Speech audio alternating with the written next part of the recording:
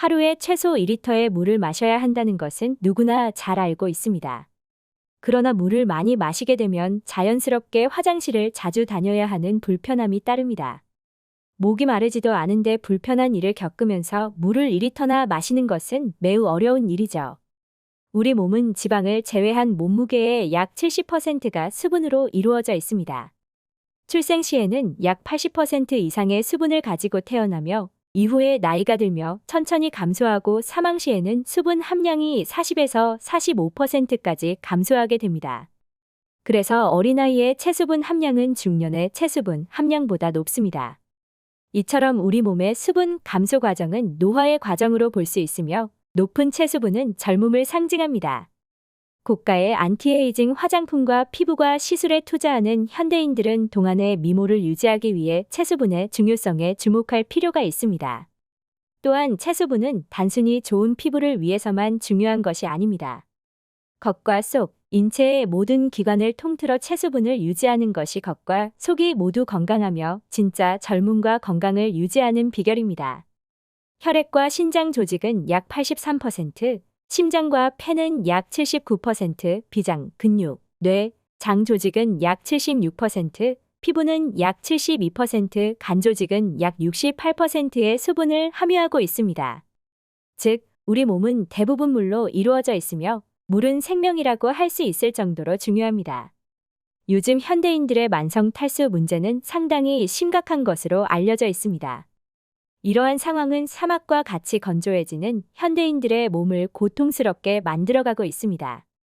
더욱이 노화의 과정도 이에 더해져 우리 몸은 점점 생명력을 잃어가고 있는 것으로 보이며 이러한 만성 질환은 노화를 가속화시키는 원인 중 하나입니다.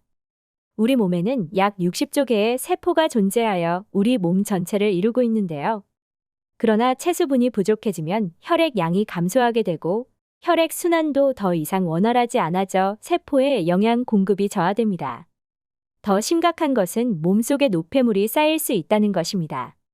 이러한 상황은 메말라가는 강물을 상상해 보는 것과도 유사합니다. 가뭄이 찾아오면 강물은 줄어들게 되고 이는 주변 생물들이 성장하기 어려워지고 물의 순환도 원활하지 않게 됩니다. 따라서 우리 몸도 충분한 수분 섭취가 필요합니다.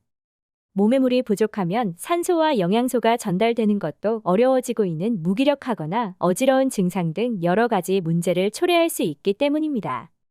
그래서 우리 몸의 수분 관리는 건강을 유지하는 가장 기본적인 조건 중 하나입니다.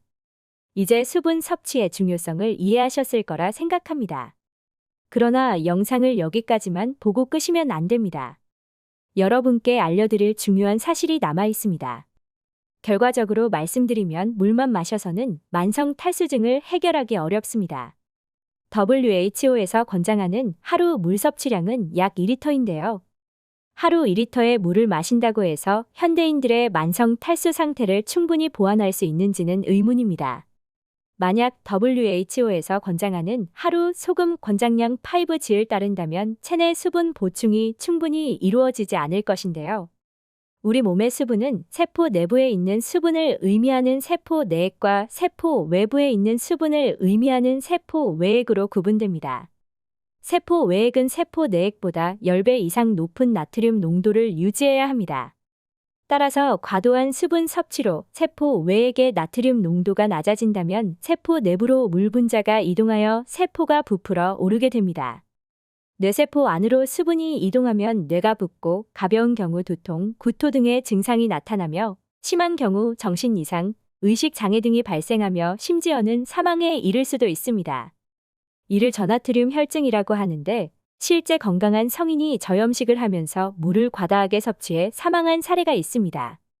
또한 2002년 보스턴 마라톤 대회 참가자 중 한 선수가 지나친 수분 보충으로 인해 사망한 사건도 있었습니다.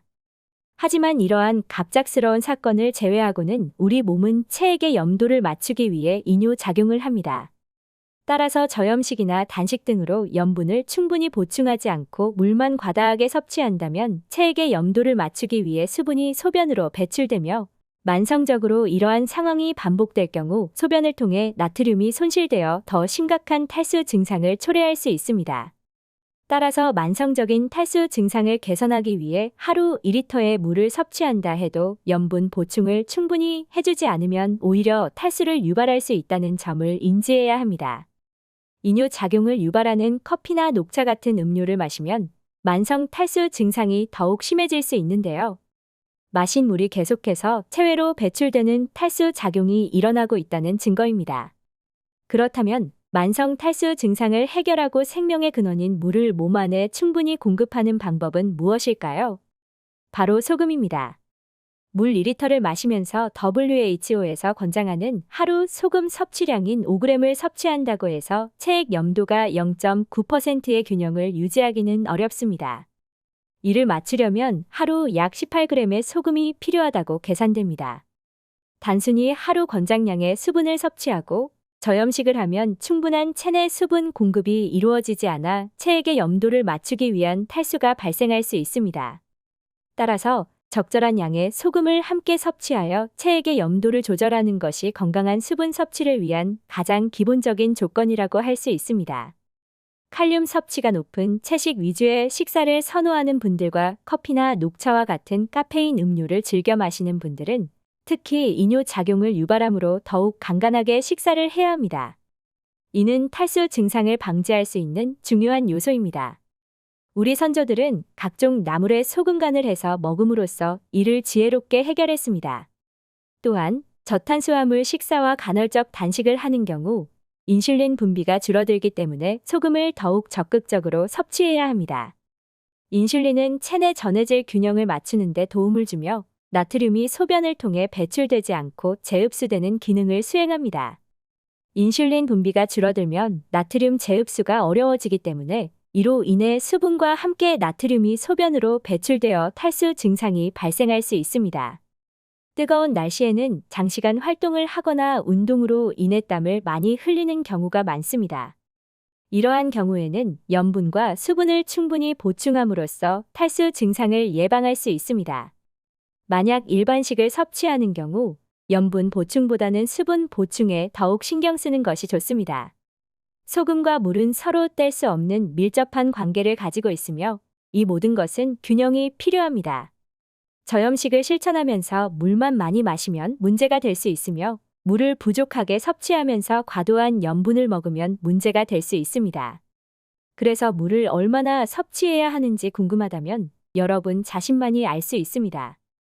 각자의 건강 상태, 식습관, 생활 패턴에 따라 적정한 물의 양이 각각이 다르기 때문입니다. 그러나 저염식 혹은 수분 손실이 있는 식습관과 생활 습관을 가진 분이시라면 단순히 수분을 섭취함으로써 탈수 증상을 막을 수 없다는 것을 염두에 두셔야 합니다.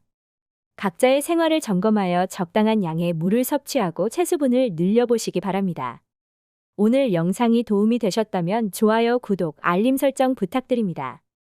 다음에도 유익한 영상으로 찾아뵙겠습니다. 감사합니다.